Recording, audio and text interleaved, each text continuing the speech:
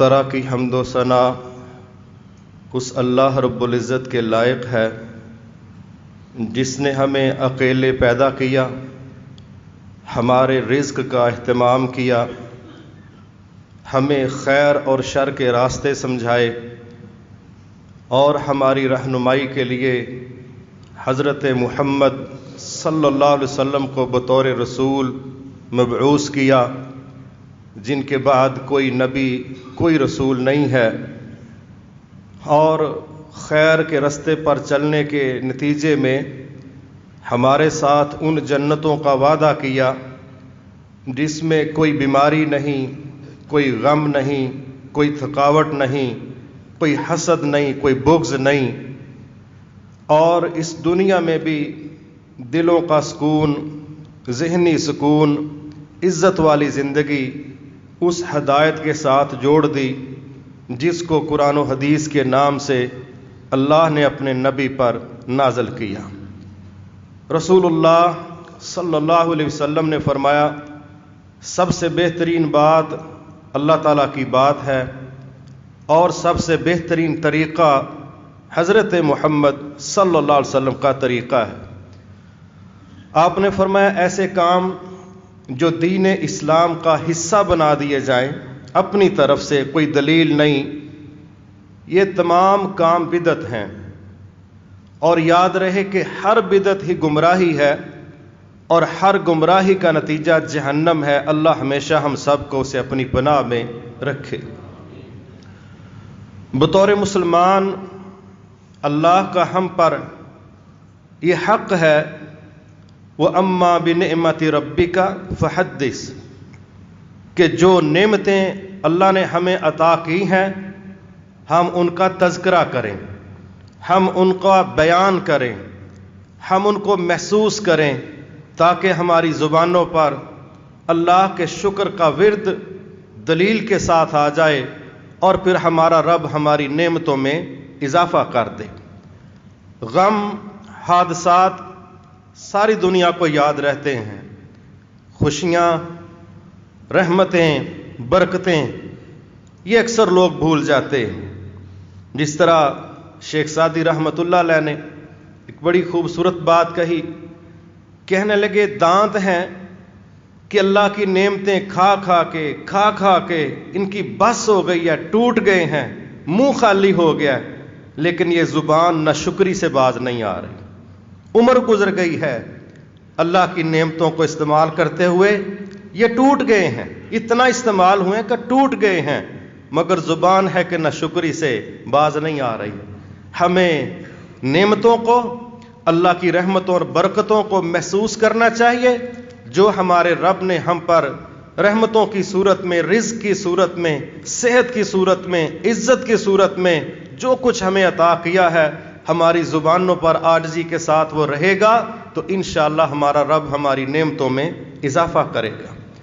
ان نعمتوں میں سے ایک بہت بڑی نعمت وہ کسی بھی قوم کے عزت والے دن ہیں، کامیابی والے دن ہیں، فتح والے دن ہیں، اور موسیٰ علیہ السلام کو اللہ رب العزت نے ان کی قوم کے ساتھ جس دن نجات دی تو ان کی قوم یوم عاشوراء کے نام سے باقاعدہ روزہ رکھنا، حتیٰ کہ اس آزادی کا احترام کرتے ہوئے خود رسول اللہ صلی اللہ علیہ وسلم نے اپنی امت کو بھی حکم دیا کہ یہ جو ان پر اللہ کی نعمت تھی اس کے شکرانے میں اپنے بھائی موسیٰ علیہ السلام کے ساتھ اظہار یکجہتی کرتے ہوئے ہم بھی روزہ رکھیں، اور پھر ہمارے ساتھ اس روزے کے نتیجے میں گناہوں کی معافی کے پیکیجز بھی دیے گئے۔ اسی طرح یہ بڑا حسین اتفاق ہے، آج سے 1440 سال پہلے یہی مہینہ تھا، یہی دن تھا اور یہی تاریخ تھی۔ یہ اللہ کا ایک بڑا خوبصورت رنگ ہم آج دیکھ رہے ہیں کہ 1440 سال پہلے ہجرت کا دوسرا سال ہے، کیونکہ اب 1442 ہجری جا رہی، ہجرت کا دوسرا سال ہے، رمضان المبارک کی 17 تاریخ ہے اور جمعۃ المبارک کا دن ہے، اور اس زمین پر ایک ایسا معرکہ رونما ہوا جس معرکے میں آسمانوں والے اور زمین والے ایک نظریے پر تھے، ایک پیج پر تھے، اور ایک طبقہ ان کے مقابلے میں تکبر کی بنیاد پر بڑے غلط رویے کے ساتھ اکڑ کے سامنے آیا۔ تو پھر آسمانوں کی کمک نے اور طیبہ کے لشکر نے دونوں نے مل کے پھر ان کا وہ رگڑا نکالا کہ 70 لاشیں زمین پر پڑی تھیں، 70 قیدی تھے، اور یہ حالات تھے کہ بعض وہ کافر جن کو کسی نے قید نہیں کیا وہ خود پیشکش کر رہے تھے کہ مجھے کوئی گرفتار ہی کر لے۔ ان کو پتا تھا اگر میں گرفتار نہ ہوا تو یہیں پر میرا حساب کتاب مکمل ہو جانا ہے، خود پیشکش کر رہے تھے، کہتے ہیں مجھے بھی کوئی گرفتار کر لو، تمہیں دودھ والی اونٹنیاں نہیں چاہیے؟ مطلب تھا کوئی گرفتار کر لے گا تو میں فدیہ دے کے جان چھڑا لوں گا، کہ اگر کسی نے گرفتار نہ کیا تو یہیں میرا بھی کام ختم ہو جائے گا۔ یہ حالات تھے، اور پھر اللہ رب العزت نے اس کو یوم الفرقان، حق اور باطل میں فرق کرنے والا دن، اور اپنے بندوں کو فتح دے کے دنیا میں اس معرکے میں بہت کچھ اسباق قیامت تک کے لیے اللہ نے اپنے دشمنوں کو بھی سمجھا دیے، اور اللہ نے اپنے پیروکاروں کو بھی بہت کچھ سمجھا دیا۔ 13 سال مکہ میں جس اذیت کے ساتھ گزارے، وہ تذکرے سنتے ہوئے سانس رکتی ہے، دل کی دھڑکنیں بڑھ جاتی ہیں کہ 13 سال اس قوم کے لوگوں نے پتھروں پر اپنے آپ کو گھسیٹتے ہوئے پایا، کوئلوں پر ان کو لٹایا جاتا ہے، اور ان کے جسموں پر لوہے کے راڈ گرم کر کے داغا جاتا ہے، اور ان کی عورتوں کو نیزوں کے ساتھ بڑی سخت حالت کے اندر شہید کر دیا جاتا ہے۔ ان کی نہ عزت نفس محفوظ ہے، نہ ان کا ایمان محفوظ رہنے دے رہے ہیں، نہ ان کے گھر محفوظ ہیں، نہ ان کے جسم محفوظ ہیں۔ 13 سال اذیت ناک پیریڈ گزارا، پھر آخری سال تھے مکہ کے دور کے، تو مدینہ سے 70-72 لوگ تشریف لائے۔ ایک جگہ ہے وہاں پر بیت عقبہ کے نام سے تاریخ اسلام کی ایک میٹنگ ہو رہی۔ رسول اللہ صلی اللہ علیہ وسلم اپنے چچا کے ساتھ تشریف فرما ہے۔ اہل مدینہ نے ساری بات چیت سنی تو انہوں نے پیشکش کی، اے اللہ کے نبی صلی اللہ علیہ وسلم، جو حالات آپ کے ساتھ مکہ میں چل رہے ہیں، ہم پیشکش کرتے ہیں کہ آپ ہمارے پاس ہجرت کر کے مدینہ آ جائیں۔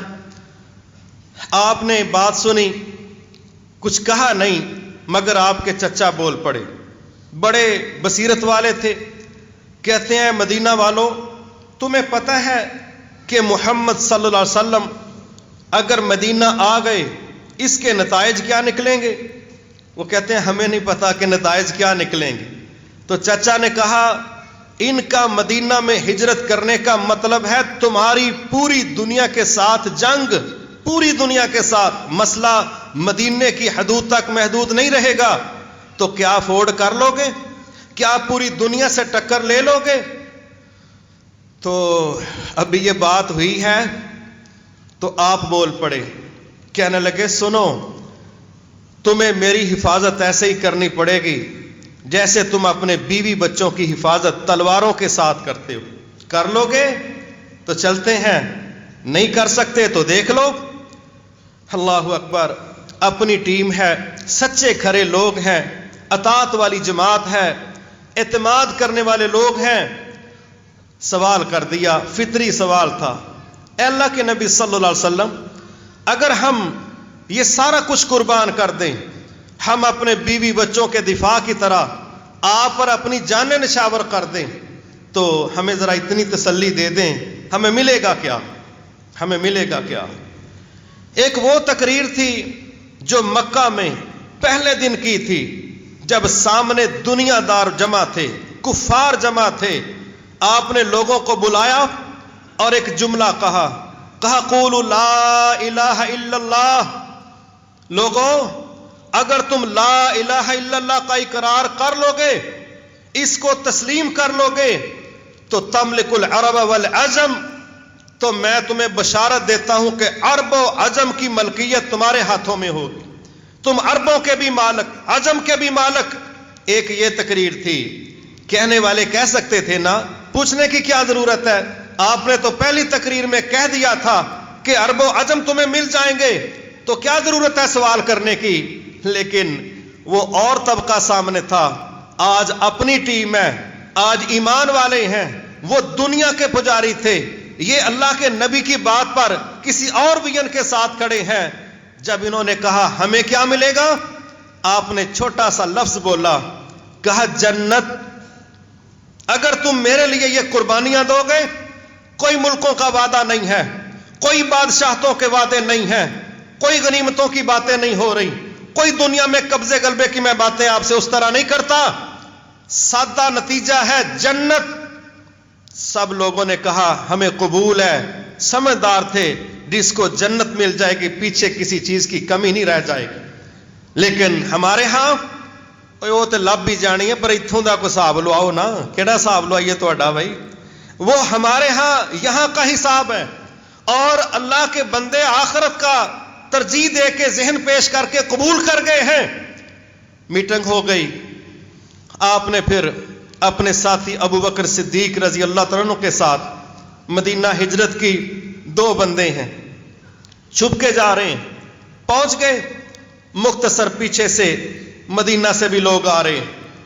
लंबा सिलसिला चला, लेकिन मक्का वालों ने ना तो मक्का में आपका पीछा छोड़ा, ना मदीना में साजिशों से उन्होंने अपना सिलसिला मुनक़ते किया।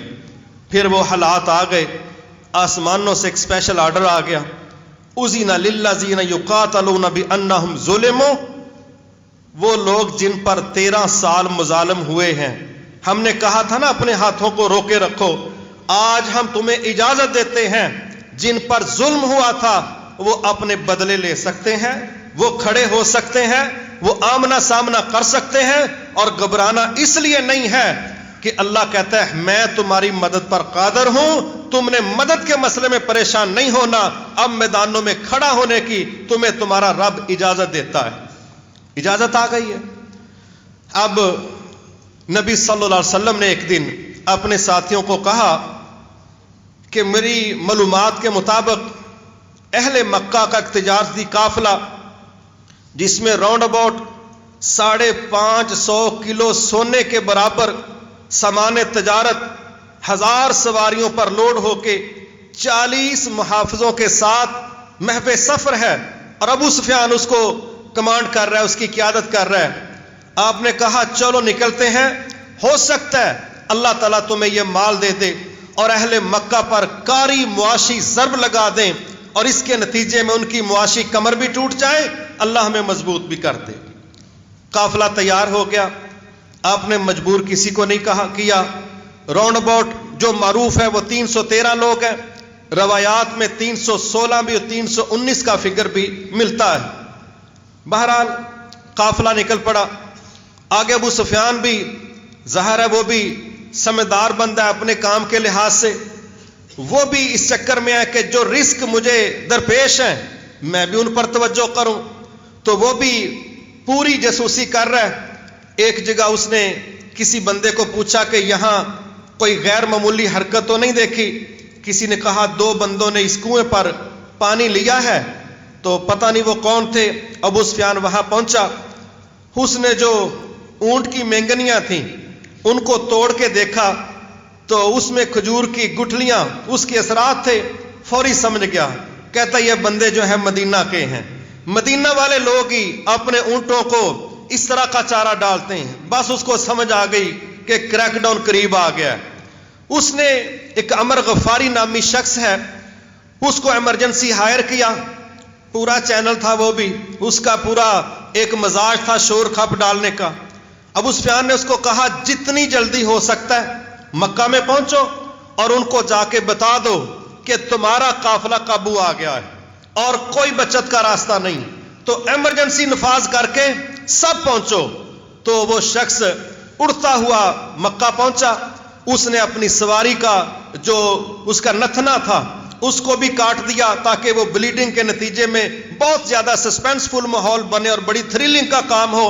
اور شور کرتا آ رہا ہے, لوگوں تمہارا قافلہ, لوگوں تمہارا قافلہ, جلدی لپکو, محمد کے ساتھیوں نے تمہارا قافلہ قابو کر لیا ہے. ساتھ کہتا ہے مجھے نہیں امید کہ تم اس کو پکڑ سکو گے, جتنی جلدی ہو سکتا ہے نکل جاؤ.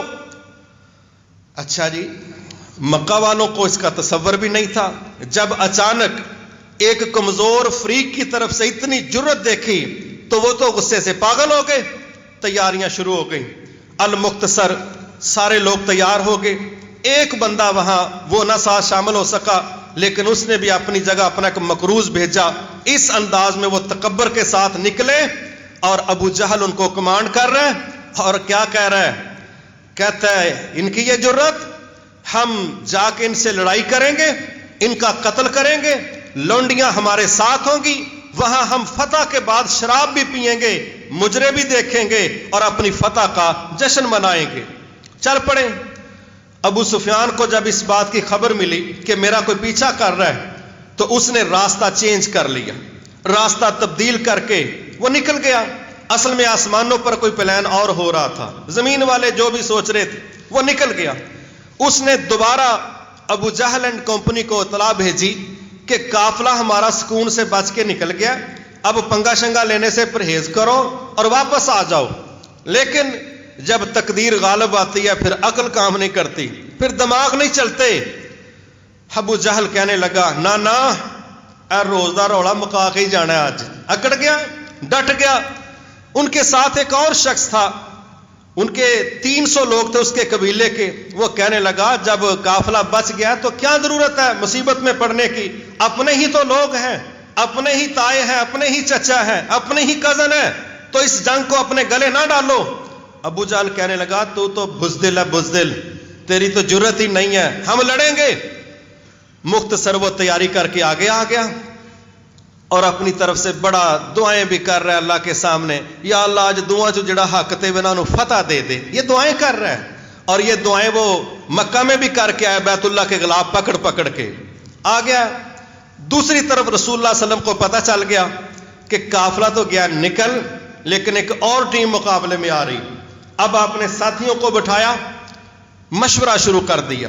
سبحان اللہ, کتنا بڑا فیصلہ ہے. اللہ کے نبی اپنی ٹیم سے مشورہ کر رہے ہیں. ہاں, اپنے ساتھیوں کو بٹھایا, کہا یہ سچویشن ہے, بتاؤ کیا کرنا ہے. تو مہاجرین اٹھ کے کہنے لگے ہم حاضر ہیں, ہم لڑیں گے. لیکن آپ فریش نہیں ہو رہے, چہرہ چمک نہیں رہا. پھر حضرت سعد بن معاذ رضی اللہ عنہ سمجھ گئے, وہ انصار میں سے کھڑے ہو گئے, کہنے لگے اللہ کی قسم آپ کا اشارہ لگتا ہے ہماری طرف ہے, آپ فریش ہی نہیں ہو رہے, آپ خوش نہیں ہو رہے. لوگ کہہ رہے ہیں ہم آپ کے ساتھ ہیں, آپ ہماری طرف کوئی توقع رکھتے ہیں. ہم وہ لوگ نہیں ہیں جو موسیٰ علیہ السلام کی قوم کی طرح موسیٰ علیہ السلام کو کہہ دیں آپ جائیں اور آپ کا رب جائے, جب شہر فتح ہو جائے گا ہمیں بھی کہہ دینا ہم بھی پہنچ جائیں گے. نہیں واللہ, ہم آپ کے آگے لڑیں گے, آپ کے پیچھے لڑیں گے, آپ کے دائیں لڑیں گے, آپ کے بائیں لڑیں گے, برق غمات تک کہتے ہیں تو وہاں تک جائیں گے. جس سے ٹکرانا ہے ٹکرا دیں, ہماری طرف سے نہ نہیں ہوگی, سستی نہیں ہوگی, ہم حاضر ہیں. جب یہ جملے انہوں نے کہے تو اس وقت پھر اللہ کے نبی کا چہرہ خوشی سے چمک اٹھا, اور پھر آپ نے کہا چلو بھائی پڑاؤ اپنا سیٹ کرو. لوکیشن لی, اللہ نے موقع دیا. صحابہ کہتے ہیں ہم اونچی جگہ پر ہم نے قیام کیا اور کیسی رات گزری. اللہ تعالیٰ نے ٹیم کو بھی فریش کرنا ہے, جو قوت نبی کی ہے وہ کسی دوسرے کی نہیں ہے. ٹیم پھر آرام کر رہی ہے کہ سونا ہے. اللہ نے بارش نازل کی ایسی جس میں سکینت بھی تھی, مدد بھی تھی. اللہ کہتے ہیں اس بارش سے ہم نے تمہارے قدم بھی جمائے اور تمہارے دل بھی صاف شفاف اور کلیئر کر کے رکھ دیے. وہ سکون دے دیا دلوں میں, وہ اعتماد دے دیا جو بارش سے پہلے نہیں تھا. بارش سے پہلے تو تم چاہتے تھے وہ قافلہ مل جائے جس سے ٹکراؤ میں مزاحمت نہیں ہے, لیکن اللہ کا منصوبہ یہ تھا آج وہ حق کو حق اور باطل کو باطل ثابت کرنا چاہتا تھا. تمہارا پلان اور تھا, ہمارا میچ کا پلان اور تھا. غالب وہی آتا ہے جو اللہ تعالیٰ طے کرتا ہے. لہذا یہ ان کی رات ہے اور کمانڈر ان چیف جرنیل اعظم حضرت محمد صلی اللہ علیہ وسلم صحابہ کہتے ہیں ساری رات آپ نے پھر قیام میں گزاری، مصلے پہ گزاری، اور اپنے رب کو کہہ رہے ہیں یا اللہ اگر یہ لوگ ختم ہو گئے جو میں لے کے آیا ہوں، ان کے بعد اس زمین پر تیری پوجا کرنے والا کوئی نہیں، بت پرست ہیں، ہر طرف شرک کے اڈے ہیں، اگر آپ چاہتے ہیں آپ کی توحید کا ڈنکا بجتا رہے، یا اللہ یہ ٹیم بچ جائے، یا اللہ یہ جماعت بچ جائے، یا اللہ تو نے میرے ساتھ وعدے کیے تھے نا، وہ وعدے آج پورے کر دے، وہ منظر آج دکھا دے۔ ساری رات اللہ کے نبی مصلے پر ہیں، قیام میں ہیں، رکوع اور سجدوں میں ہیں، اور جماعت آرام کر کے نیند لے کے فریش ہو گئی ہے۔ اللہ اکبر۔ جب اللہ کے نبی نے یہ درخواست ارسال کی نا، اب آسمانوں سے بھی کمک چاہیے، تو پھر اللہ اکبر، جب یہ مزاج بن جائے نا کہ جو میرے پاس تھا میں تو لے کے آ گیا ہوں، اب جو آپ کے پاس ہے آپ لے کے آ جائیں۔ بندے بھی تھوڑے ہیں، ہتھیار بھی تھوڑے ہیں، تعداد بھی تھوڑی ہے، ٹیکنالوجی والی بات ہی کوئی نہیں، موازنے ہی نہیں بنتے۔ پھر آسمانوں میں میٹنگ شروع ہو گئی ہے۔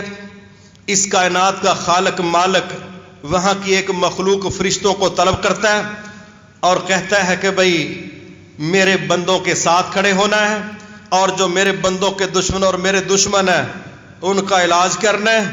تو فرشتے ساری عمر تو جنگوں والا کام کیا ہی نہیں، جبرائیل علیہ السلام وہی لے کے آنے والی ڈیوٹی ہے، کوئی ملک الموت ہے، کوئی بارشیں برسانے والا ہے، کسی کی کوئی ڈیوٹی، کسی کی کوئی، لیکن جب اسلام کو ضرورت پڑی تو کوئی شعبہ جاتی نظم نہیں ہے۔ اب پھر اللہ نے کہا آؤ سب اکٹھے ہو کے، ایک ہی ڈیوٹی ہے، آج ضرورت کسی اور چیز کی ہے۔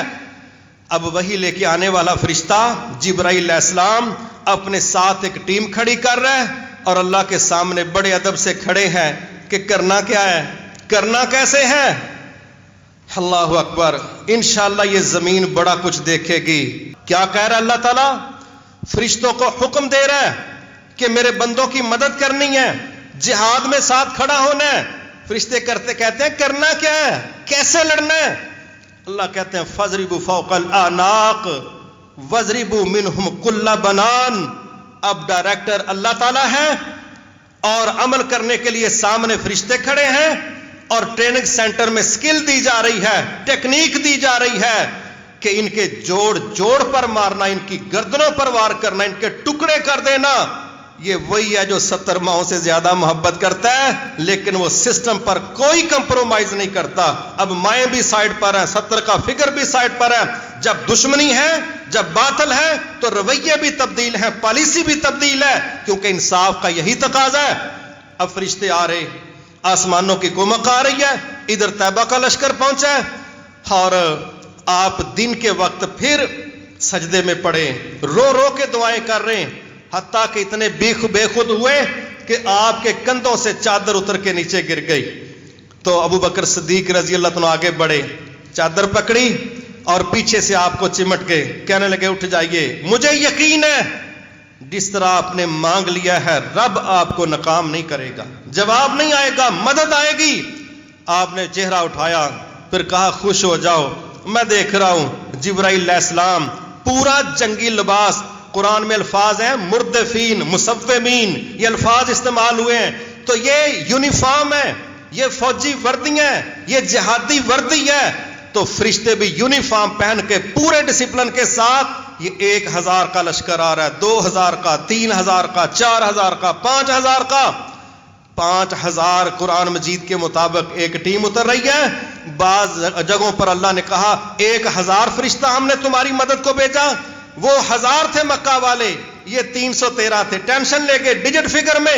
اللہ نے کہا پریشان نہ ہونا، وہ 1000 ہیں، تم 1313 ہوگے، یہ مسئلہ بھی ہم ختم کریں گے، لیکن یاد رہے فرشتے آئے ہیں تمہاری دلی تسلی کے لیے، عقیدہ نہ خراب کرنا۔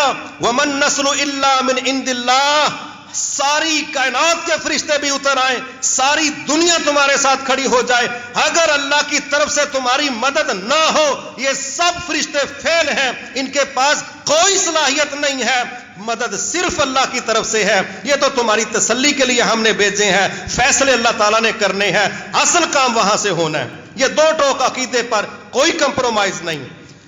لڑائی شروع ہو رہی ہے، بڑا مناسب سا خوبصورت سا مارکا ہوا، سٹارٹ کی چند جھلکیاں تھیں، کچھ متکبر لوگ آئے، رگڑے گئے، پھر لڑائی شروع ہو گئی۔ کیا نتیجہ نکلا جی؟ 70 لوگ مکہ کے جہنم واصل ہو گئے، 70 گرفتار ہو گئے، 14 مسلمان شہید ہو گئے۔ یہ جنگ کا اینڈ ہے، فتح ہو گئی، میدان مسلمانوں کے ہاتھ میں آ گیا، مال غنیمت مل گئے۔ یہ منظر بنا۔ اتنا کمال کا نتیجہ اتنی تھوڑی تعداد کے ساتھ جڑا ہوا، مگر جو ہم بات سمجھنا چاہتے ہیں وہ ہے اس جنگ میں جو اللہ کی مدد آئی اس کے اسباب کیا تھے۔ ہم نے آج جنگیں لڑی ہیں، لڑنی ہیں، یہ قیامت تک رکنے والا سلسلہ نہیں۔ نہ کفار نے اپنی شرارتوں سے باز آنا ہے، نہ ان کا علاج اس کے علاوہ کسی اور ٹول میں موجود ہے۔ یہ کام ہوتا ہی رہنا ہے، لیکن ہمیں اپنے اسلاف کی طرح اپنے بڑوں کو دیکھ کے رب کے مزاج کو سمجھنے کے لیے ہمیں غزوہ بدر کی پوری حکمت عملی، اس کے اسباب، اس میں اللہ کی مدد کا طریقہ کار سارا کچھ سمجھنا پڑے گا، تاکہ اللہ ایسے مرحلوں پر ہمیں بھی وہی رویہ اختیار کرنے کی توفیق دے جس کے نتیجے میں آسمانوں سے فرشتے ہماری مدد کے لیے آ کھڑے ہوں۔ وہ کیا چیزیں تھیں؟ سب سے پہلی چیز تو یہ عقیدے کی ہے، اس کو سمجھ آنا چاہیے کہ اس زمین میں کیا اس کائنات میں صرف وہی کچھ ہونا ہے جو اللہ تعالیٰ کا فیصلہ ہے۔ اللہ کے نبی اور آپ کے ساتھی کیا چاہ رہے ہیں کہ ہم نے اس قافلے کو قابو کرنا ہے، یہ ان کا پلان ہے۔ اور اللہ کا پلان کیا ہے؟ وہ کہہ رہے ہیں آج ہم حق کو حق اور باطل کو باطل ثابت کرنا چاہتے ہیں، لہذا ساری پچ ہی بدل دی، سارا ڈیزائن ہی تبدیل کر کے رکھ دیا اور وہ ماحول بنا دیا جو کسی کے وہم و گمان میں نہیں تھا۔ اس سے پہلی بات یہ عقیدے کی سمجھ لینی چاہیے، یہاں فیصلے اللہ کے چلتے ہیں، اللہ کے علاوہ کوئی خاص تو کر سکتا ہے، فیصلے فائنل نہیں کر سکتا، جس کی دلیل غزوہ بدر کا یہ ڈبل سین ہے۔ ایک بغیر لڑے مال لینے والا ہے، ایک لڑ کے شہادتیں دینے والا ہے۔ یہ اللہ کا فیصلہ ہے اور غالب وہی ہوا جو اللہ کا فیصلہ تھا۔ دوسری چیز، کسی صحابی نے ڈنڈی نہیں ماری، کسی صحابی نے کمزوری نہیں دکھائی۔ جب آپ مشورہ کر رہے تھے، دو ٹوک ساری ٹیم نے کہا جہاں ٹکرانا ٹکرا دیں، کوئی عذر نہیں، کوئی کمزوری نہیں، کوئی سستی نہیں، کوئی چھٹی نہیں، کوئی بہانہ نہیں۔ یہ نتیجہ تب نکلا جب اس ٹیم نے یہ ماحول پیش کیا۔ ہمارا بھی فرض بنتا ہے اللہ کے دین کے حوالے سے جان چھڑانے والی پالیسیاں نہ ہوں، بلکہ اللہ کے دین کے غلبے کے لیے قربانی دینے والا مزاج ہوگا تو فرشتے آنے میں دیر نہیں لگے گی۔ ایک یہ چیز۔ دوسری چیز یہ ہے کہ اس جنگ میں جو لوگ شریک تھے ان میں شہادتوں کا ذوق شوق بڑا خطرناک حد تک اترا ہوا تھا۔ خلیفہ ہارون الرشید کو ایک دفعہ سامنا کرنا پڑا کفار کا، تو انہوں نے ایک تقریر کی، ایک لیٹر لکھا کفار کو، کہا جس طرح تمہیں شراب عزیز ہے اس سے زیادہ ہمیں شہادت عزیز ہے۔ تمہاری غلط فہمیاں ہمارے ساتھ ٹکراؤ گے تو تمہارے حق میں فیصلہ جائے گا۔ تم شراب پر مرتے ہو، ہم شہادتوں کے لیے وہ کچھ کر جاتے ہیں جو تمہارے تصور میں نہیں۔ اللہ اکبر کبیرہ۔ عمیر بن ابی وقاص ہیں، 16 سال عمر ہے، 16 سال عمر، آ گئے، کہتے ہیں اللہ کے نبی میں نے آپ کے ساتھ جانا۔ آپ دیکھتے ہیں عمر تھوڑی ہے، کہتے ہیں یار آپ رہنے دیں، آپ نہ جائیں۔ یہ اللہ کا بندہ 16 سال کی عمر، میچورٹی دیکھیں، شہادت کا شوق دیکھیں، اتنا رویا کہ اللہ کے نبی کو رحم آ گیا۔ رونا دیکھ کے اللہ کے نبی نے سلیکٹ کر لیا کہ آپ آ جاؤ۔ اللہ اکبر۔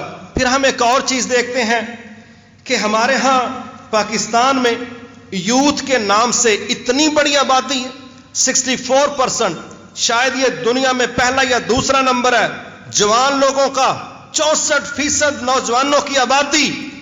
ہابیز کیا ہیں؟ پنگے بازی۔ مشغلے کیا ہیں؟ فیس بک ہے، یوٹیوب ہے، گیمز ہیں، میدان ہیں کرکٹ کے اور کھیلوں کے، اور ایسی فضول سرگرمیاں ہیں جن کو بندہ بیان بھی نہیں کر سکتا۔ زندگیاں غرق اور خراب ہو رہی ہیں، تو پھر ایسے لوگوں کے ساتھ فرشتے تو نہیں اترتے، پھر شیاطین ہی جڑتے ہیں ایسے لوگوں کے ساتھ، ان کی ذرا کمپنی آپس میں مل جاتی ہے۔ بڑا ہم نے سنا ہے یہ جی ایک معوض ہے، ایک معاذ ہے۔ بیان کرنے والے کہتے ہیں بچے ہیں۔ عبد الرحمن بن عوف کہتے ہیں میں نے اپنی پوزیشن کو دیکھا، کہ میرے دائیں اور بائیں کوئی مضبوط لوگ ہیں؟ کہتے ہیں میں تھوڑا سا پریشان ہوا کہ دائیں بھی بچہ ہے بائیں طرف بھی بچہ ہے، اور بجائے اس کے کہ میں ٹینشن لیتا، انہوں نے ابھی میں سوچ رہا ہوں مجھے پوچھ رہے ہیں چچا جی کتنے تمیز والے تھے، چچا جی یہاں ابو جہل کدھر ہے، کون ہے وہ، ذرا اس کی شکل تو دکھا دے۔ کہتے ہیں میں نے دل میں سوچا پتر تو ہاں کی کہنا ہے انہوں، کیونکہ کوئی جوڑ نہیں نظر آ رہا، لیکن یہ یوتھ ہے مدینہ کی، یہ یوتھ ہے نبی کی ٹیم کی، یہ یوتھ ہے صحابہ کی نسل میں سے۔ اور ہمارے ہاں یوتھ کو سمجھ ہی نہیں آتی، کلبوں میں جانا ہے تو ٹی شرٹس پہن کے چوکوں میں کھڑے ہو گئے، کزنوں میں کیٹ واک ہو رہی ہے، بھائی تم کلب میں کس لیے گئے ہو؟ جی میں شیپ بنانے کے لیے گیا، جی میں فگر بنانے کے لیے گیا۔ بھائی تم نے ماڈلنگ کرنی ہے اور تم اللہ کی ٹیم کے بندے بنو۔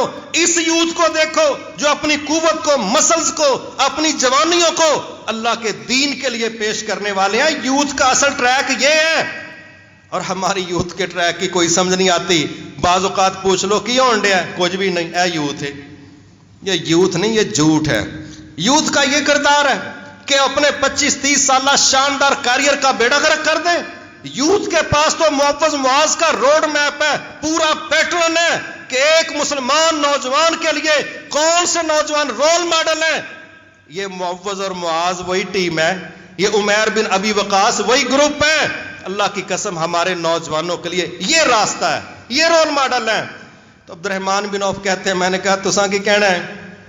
کہتے ہیں سانو پتہ لگا ہے اللہ دے نبی نو گالاں کٹ دینا، ہاں دا علاج کرنا ہے۔ کہتے ہیں بس میں نے ایسے ہی کہا کہ وہ انہوں نے خود عبد الرحمن بن عوف نے جو لفظ استعمال کیے، باز کے، شکرے کے، عقاب کے، عربی میں وہ الفاظ استعمال کیے، کہتے ہیں بس میں نے تو ابھی کہا ہی ہے کہ وہ، کہتے ہیں پتہ ہی نہیں چلا دونوں نوجوان اڑ کے اس تک پہنچ گئے، اور ایک نوجوان نے جب تلوار کا اس کی پنڈلی پر وار کیا، اللہ اکبر، کہتا ہے پھر اس کی پنڈلی کٹ کے جب ہواؤں میں اڑی، خود انہوں نے تشبیہ دی، کہتے ہیں جس طرح وہ ایک کنڈی نما موصل نہیں ہوتا، وہ لکڑی کا ایک حصہ ہوتا ہے، اس کے اندر نہ ایک ڈنڈے کے ساتھ چیزوں کو کٹا جاتا ہے، کہتا ہے اس میں جس طرح گٹھلی کھجور کی پھسل کے اڑتی ہے، کہتے ہیں اس طرح جب میں نے وار کیا تو جناب کی پنڈلی ہواؤں میں اڑ گئی، دوسرے نے وار کیا تو سرکار زمین پر نیچے تھے، دونوں اپنی تلواروں کو خوب استعمال کر کے دوڑے دوڑے آ کے پیش کر رہے ہیں کارکردگی۔ ایک کہتا ہے میں نے مارا، دوسرا کہتا ہے میں نے مارا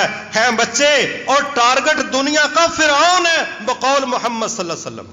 اس امت کا فرعون، مارنے والوں کا کریڈٹ کہ بچے ہیں، نوجوان ہیں، لیکن جو کام اللہ تعالیٰ لے رہا ہے اللہ ان کو ذلیل بھی کرتا ہے۔ کمزوروں سے قوت والوں کا علاج۔ آپ نے دونوں کہہ رہے ہیں، آپ کو آ کے کارنامہ بتا رہے ہیں میں نے مارا ہے، آپ نے دونوں کی تلواریں دیکھی خون آلود تھیں، آپ نے کہا تم دونوں نہیں مارا ہے۔ یہ یوتھ کا راستہ ہے، یہ فرشتے نازل ہونے کے اسباب ہیں۔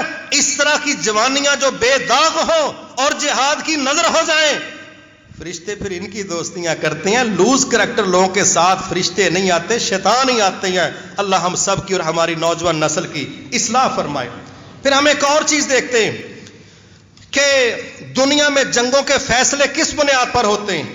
آرمی کی میٹنگ ہو رہی ہے، انہوں دے ٹینک کنے جے، انہوں دا پائی 2000 ٹینک، تواڈے کول ساڈے کول تے 700 بندا ہے، ایویں جان جو چھڈانی ہے۔ اچھا انہوں دی فوج اینی ہے، تواڈی اینی، انہوں دے ویپن اینے، تواڈے اینے۔ میری گل منو نا، ساڈا رلدا کچھ نہیں تے جنگ کولو جان چھڈا لو۔ او تسی کیڑے بندے اکٹھے ہوئے ہو؟ کس بنیاد پر جنگوں کے فیصلے ہو رہے ہیں؟ یہ بدر میں فیصلہ کس بنیاد پر ہو رہا ہے؟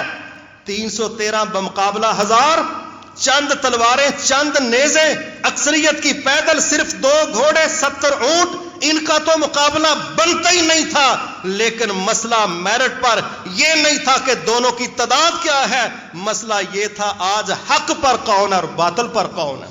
جنگوں کا معیار حق اور باطل کی پالیسی ہے۔ ڈیجٹ فگر، تعداد، اسلحہ، ٹیکنالوجی، یہ کوئی معیار نہیں ہے، یہ ضرورتیں ضرور ہیں۔ اگر آپ حق پر ہیں تو پھر اللہ کی مدد آپ کے ساتھ ہے، اگر آپ حق پر نہیں ہیں، آپ کی جتنی مرضی تعداد ہے جائے بھاڑ کے اندر، اللہ کو اس کی کوئی پرواہ نہیں۔ لہذا یہ ویژن کا درست ہونا کہ آپ کی سمت درست ہے، آپ کا رخ درست ہے، آپ کا موقف درست ہے، تو پھر کھڑے ہو جاؤ اور نبی سے حکمتیں سیکھ کے ڈٹ جاؤ، اللہ تمہیں کامیابیاں دے گا۔ پھر ایک اگلی چیز ہے جو تمہارے پاس ہے پیش تو کرو، جو تمہارے پاس ہے پیش تو کرو، اور جو پھر آسمان والوں کے پاس ہے پھر وہ بھی آ جاتا ہے۔ اللہ کے نبی نے کیا کیا؟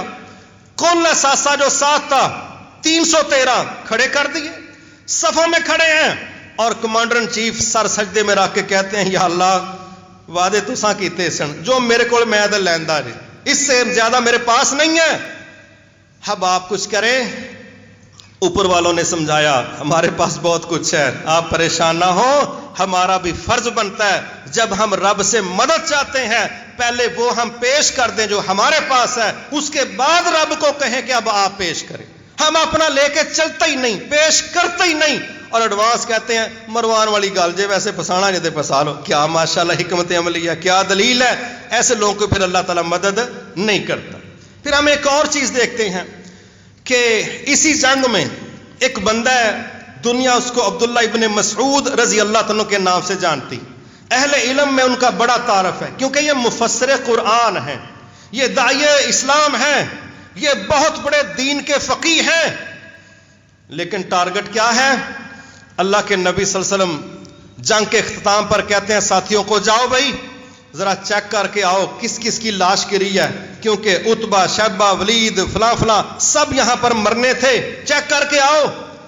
چیک کرتے کرتے عبداللہ ابن مسعود رضی اللہ عنہ پہنچے ایک مرنے والے بندے کے پاس، دیکھا کہ یہ تو ابو جہل ہے، پہچانتے تھے، اللہ اکبر، چڑھ گئے سینے پر، چڑھ گئے سینے پر، مفسر قرآن فرعون کے سینے پر۔ اور ہمارے ہاں قرآن کی تفسیر کرنے والی ایسی ایسی ہستیاں ہیں، وہ جدو جہادیاں آیتاں ہوندیاں نے آندے نے کوئی بائی پاس کڈو ہم باہروں دی کوئی سڑک جائے، مرو موت پیندی آیتاں پڑھ دیں، جان نکلتی ہے، یہ ایمان ہے۔ واللہ ایسے حالات ہیں کہ طائرانہ انداز میں جہادی آیات کے اوپر سے گزر جائیں گے فضائیہ کا استعمال کرتے ہوئے کہ کہتے پیر نہ نیڑے لگ جان، جان چھڑاتے ہوئے۔ اور کہ یہ مفسر ہے کہ جو فرعون کی چھاتی پر چڑھا ہے اور اس کی گردن کاٹنے لگا ہے، اور فرعون اب بھی تکبر میں ہے۔ ابو جہل کیا کہہ رہا ہے؟ او بکریوں کے چرواہے بڑی اچھی تھان تے چڑھ گئے ہیں، کہ اسی ایفل ٹاور تے چڑھ گئے اچھی تھان تے، بندہ ہی ہے تو قابو آ گیا، تیرا علاج ہو گیا۔ کون سی اونچائی والی جگہ ہے؟ کہتا ہے بہت اونچی جگہ پر چڑھ گئے ہو۔ پھر کیا کہتا ہے؟ کہتا ہے ویسے ایڈی وڈی گردن تو آج تک وڈی نہیں ہونی، انشاءاللہ آج تک قابو آ گئی ہے نا۔ اب گردن کاٹنے لگا ہے مفسر قرآن متکبر، پھر بھی کیا کہتا ہے؟ ذرا تھلو رکھ کے کٹی، کیوں؟ یہ جدو توڑا لین چ پہ ہون گیا نا پتہ لگے بھی کہ سردار دی توڑ۔ سبحان اللہ، کیا آکڑ ہے اس خبیث کے اندر۔ انہوں نے کہا کوئی مسئلہ جدو لت جو گئی پھر جتنے مرضی رکھی ہے تو بعد دساں گے نا فٹ بال بنانے کہیں شو روم چ رکھنے، ایڈا تو آیا ٹائم پیس بنا کے رکھن والا۔ اب کاٹ دی گردن، مفسر قرآن گردن کاٹ کے اس سر کا گفٹ اللہ کے نبی کے قدموں میں رکھ رہے ہیں۔ اس گردن کو دیکھ کے آپ نے کہا تھا یہ اس امت کا فرعون ہے، گردن دیکھ کے آپ نے، فرعون کی گردن کاٹنے والا مفسر قرآن۔ ہمارے ہاں جب جہاد پر قرآن کے ذریعے کفار کے مقابلے میں ہم لوگوں نے سٹینڈ نہیں لیا، پھر لوگوں نے اپنے طور پر جہاد کی تفسیریں کی، اور پھر اللہ معاف فرمائے کتنے دین والے لوگ تھے جو مسلمانوں کے ساتھ ہی لڑتے اور کہتے یہ صحیح جہاد ہے، اور 70-75 ہزار پاکستانی بیچارے شہید ہو گئے۔ اس طرح کا جہاد سہتے سہتے جس کی نہ دلیل قرآن میں تھی نہ حدیث میں تھی، نہ کہیں صحابہ سے کوئی اثر ملتا تھا۔ یہ تب ہوتا ہے جب آپ صحیح کام نہیں کریں گے، پھر الٹا تو معاشرے میں پہلے ہی چلتا ہے۔ ایک یہ چیز۔ پھر ایک اور چیز ہم دیکھتے ہیں کہ وہ لوگ اس زندگی سے ہماری طرح محبت کرنے والے نہیں تھے، ہماری طرح محبت کرنے والے نہیں ہیں۔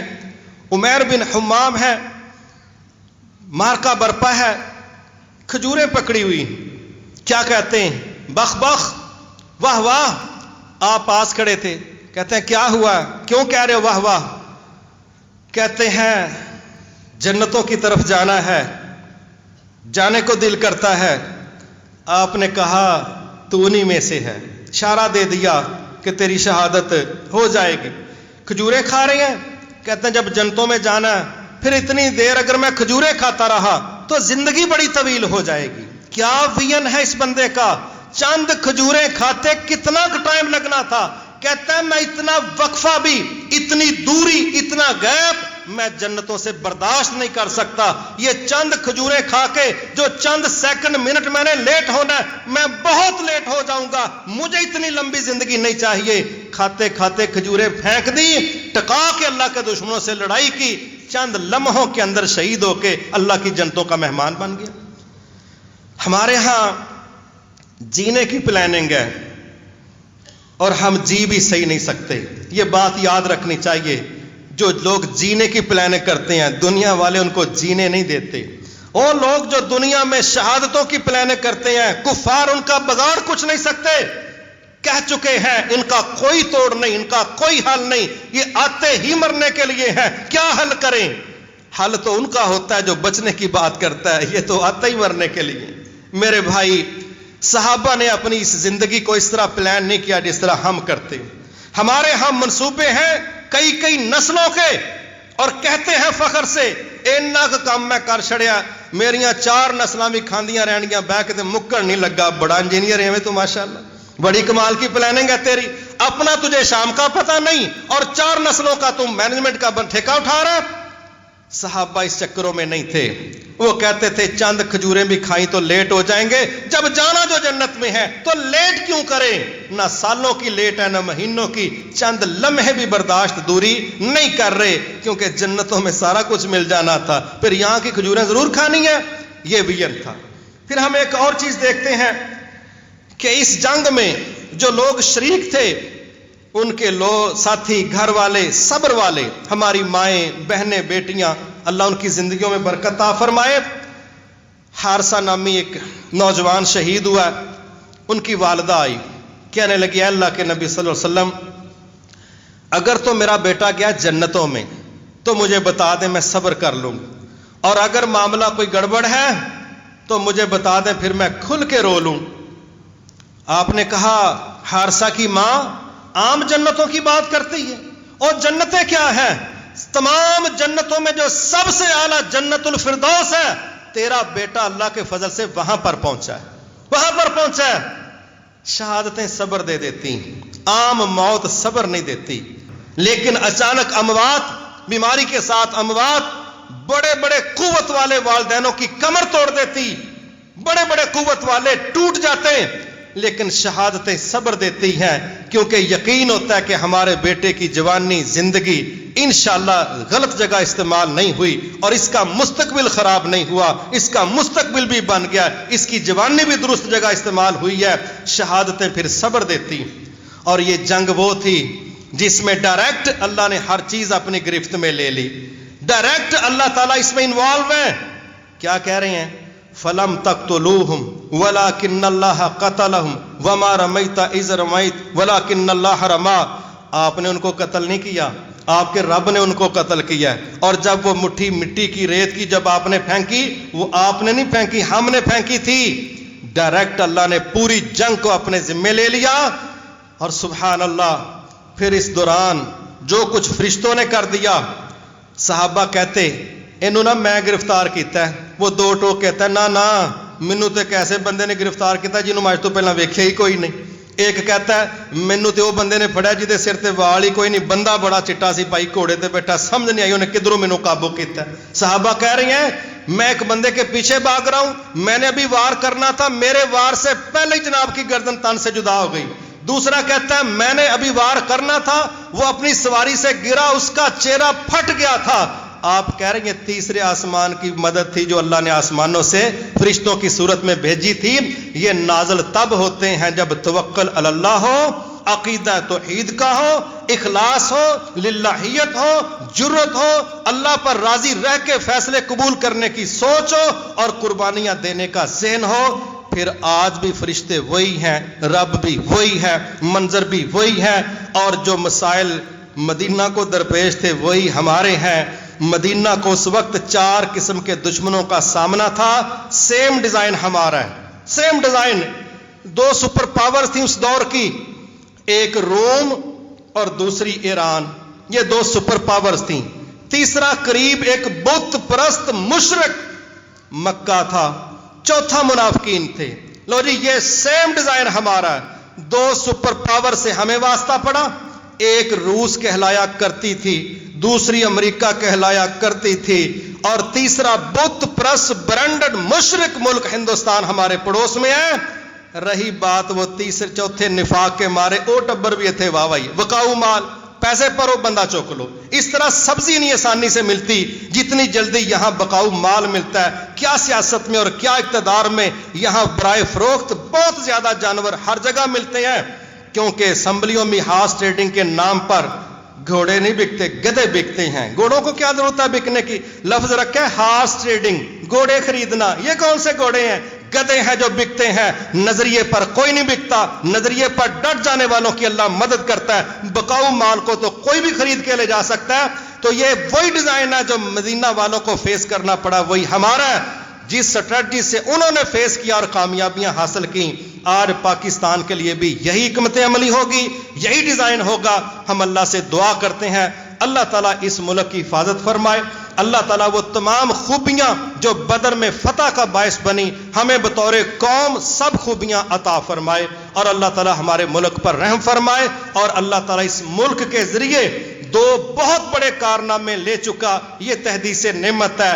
ایک 40 سالہ پیریڈ کے دوران ایک سپر پاور کو 80 کی دہائی میں اللہ نے اس ملک کے ذریعے گھٹنے ٹیکنے پر مجبور کیا. دوسرا جو USA کہلواتا تھا، اللہ تعالیٰ نے اس کا پلس نیٹو فورسز کا دونوں کا علاج ایک اگلے مارکے اور میچ میں قطر کے اندر سائن کروا کے وہ بھی فارغ کر دیے. اب رہ گیا پڑوسی. انشاءاللہ یہ ملک بقول رسول اللہ صلی اللہ علیہ وسلم ایک غزوہ ہند نامی مہم ہونی ہے.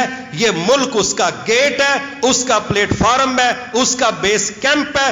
انشاءاللہ جس طرح اللہ رب العزت نے رمضان میں بدر برپا کروایا، رمضان میں مکہ فتح کروایا، رمضان میں پاکستان دیا، اور اس رمضان کی پہلی تاریخ تھی جب USA کا صدر ماضی کے اندر فلسطین میں بمباری، شام میں بمباری، رمضان کا موسم ہے افغانستان میں بمباری، اور آج یہ پہلا رمضان ہے، پہلی تاریخ ہے، اور سپر پاور کا صدر کہہ رہا ہے اسی بھائی افغانستان چ تر چلے ہیں، تسی نہ جاؤ، آئے دیو نانکے 4 دن ہور رہ جو، چھٹیاں تے آئی نہیں، نہ جاؤ. کہتے ہیں رہنے والی صلاح کوئی نہیں. اب خود اعلان کر رہے ہیں پہلے رمضان کو اسی چلے ہیں، جاؤ شاباش. انشاءاللہ بڑی تھوڑی دیر کے بعد وہ رمضان بھی آئے گا جب مکہ فتح پڑوس کے اندر انشاءاللہ ہوگا. اور اللہ تعالیٰ اسی طرح فرشتے نازل کرتا ہے اور کرے گا. بس یہ صفات ہم نے اپنے اندر پیدا کرنی ہے. وما توفیقی الا باللہ العلی العظیم.